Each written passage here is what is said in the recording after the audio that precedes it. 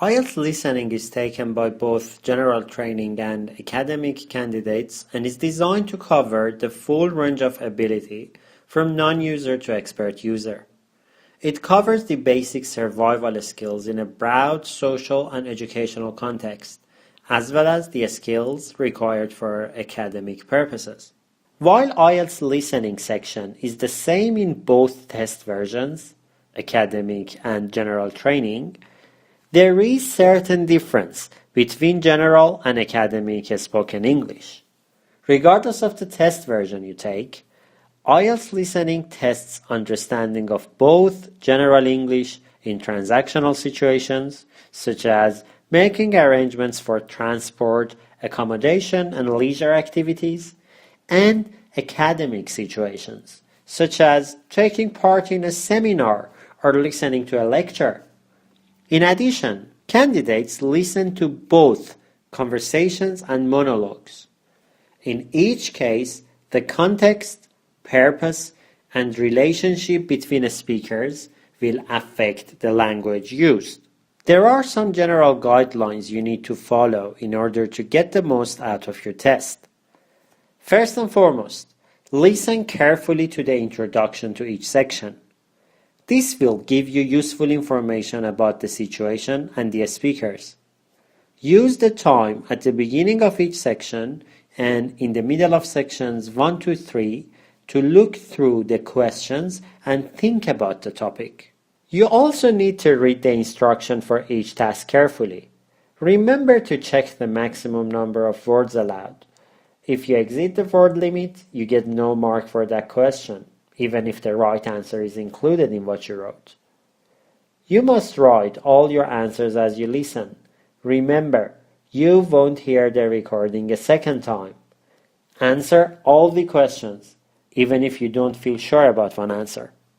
You may have understood more than you think. At a given time, at the end of each part, I strongly recommend to check your answers and make sure what you have written makes sense in the context. Always wait until the end of the test to transfer your answers to the answer sheet. You have 10 minutes for this purpose, which is plenty of time. Don't waste your precious preparation time during the listening for this purpose. Write clearly when you transfer your answers from the question booklet into the answer sheet. If an answer isn't clear on your answer sheet, you will lose the mark. Always remember to check your spelling and, of course, grammar where necessary. And something for peace of your mind. Don't worry if you have to cross out or change an answer. And don't panic if you miss one question. Look ahead and concentrate on the next one. Don't try to rephrase what you hear. Write down the words you hear which fit the question and don't write more than the maximum number of words or letters allowed. Don't copy any words that were printed on the question paper when you transfer your answers to the answer sheet. To improve your English listening ability, it is good to actually start from our own native languages and see how we listen in our own language. There are some secrets there which help us to cope with IELTS listening better. Listening involves both linguistic and non-linguistic knowledge. Linguistic knowledge includes understanding of lexemes, vocabulary and words, grammar, phonology, and discourse. Non-linguistic knowledge may include understanding of the context or situation, the topic, and the purpose of the interaction. When we listen in our first language, we apply both types of knowledge at the same time to make sense of what we hear. We can use our existing knowledge to predict what might come next and check each prediction in the light of the information we receive. By using these skills, we can make sense of input in which individual sounds may be unclear, either because of background noise or because they are affected by other sounds in the stream of speech. We can also understand the meaning carried out by stress and intonation, and we can hold pieces of information in our short-term memory long enough to relate it to further information given later on. In addition, we are able to interpret not just the surface meaning of the information conveyed, but the underlying attitudes and opinions. These basics can greatly help us to develop listening skills in a foreign language. In the IELTS listening, it is crucial to establish and understand the context and purpose of the interaction clearly. The information given to us at the start of each part of the listening is of great benefit for this purpose.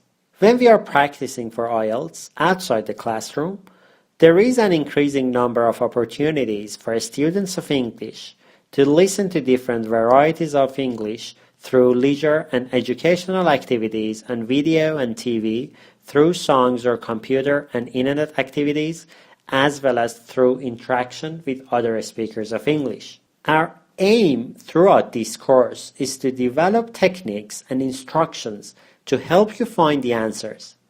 These instructions will help you to concentrate on important elements of your test and prevent you from getting distracted by less important things. After all, remember that you have a very strict time and you must get the most out of it by using your English competency wisely. In order to develop the listening techniques and instructions, we combine the format and the aim of each section together with the question types which are likely to appear in each of the sections. This approach will enable us to cover all the question types along with all sections at the same time. What really is tested in IELTS listening is your ability to understand the verbal information. When you take part in a conversation or you're subject to verbal information while listening to a monologue or a lecture, for example. A crucial skill that helps you a lot is to understand your role in the communication. In IELTS listening, you have a role in the conversation or are the audience of a lecture. However, since it is not practical to let you speak, someone else plays your role. By understanding which of the speakers you are, you can focus more on the information you need to receive and understand. This role may change during the conversation, so it is not a constant. It may change as the conversation progresses. For example, in section 1, you are listening to a conversation between a hotel front desk officer and a customer who wants to check in. As the conversation goes, the customer asks some questions to obtain some information. In this case, you are playing the role of the customer. Imagine that it is you asking for information and need to receive and understand the responses. In other parts of the conversation, the front desk officer may ask questions to fill the check-in form for the hotel guest. There you are playing the hotel staff who needs to receive and understand the information from the guest.